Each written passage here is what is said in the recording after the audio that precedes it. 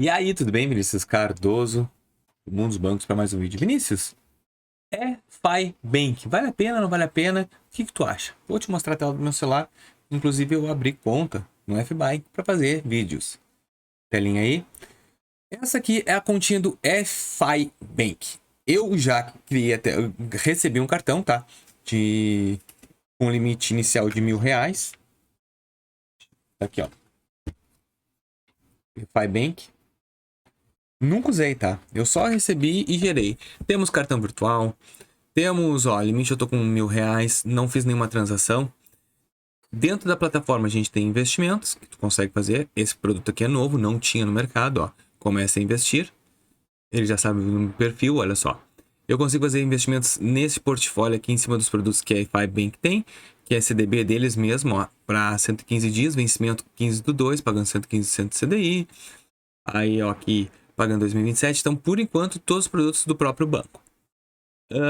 Aqui nós temos também dentro da plataforma serviços, que é recarga de telefone e programa de pontos deles e portabilidade de salário. O programa de pontos da EFI Bank, vou abrindo aqui para vocês poderem ver, é um banco gratuito, então tem todas as disponibilidades de produtos. Ele está falhando um pouco agora aqui, mas o que eu gostei dele? Praticidade, rapidez, a acessibilidade dele muito fácil. Tem vários produtos que estão sendo implementados. Até ontem não tinha investimentos. A gente não tinha para PJ.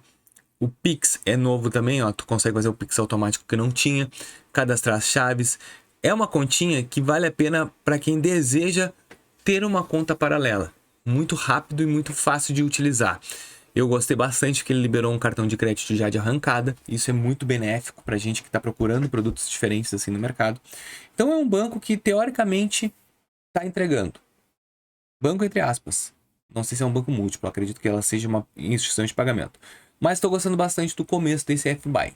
E tu? O que tu acha? Deixa aqui nos comentários sobre o teu, se tu já está utilizando, não está utilizando, o que tu tá achando nas primeiras etapas desse EFI Bank, tá bom? E eu espero que com isso vocês tenham gostado desse vídeo. Se gostou, deixa o teu like, se inscreve no canal e até o próximo. Valeu!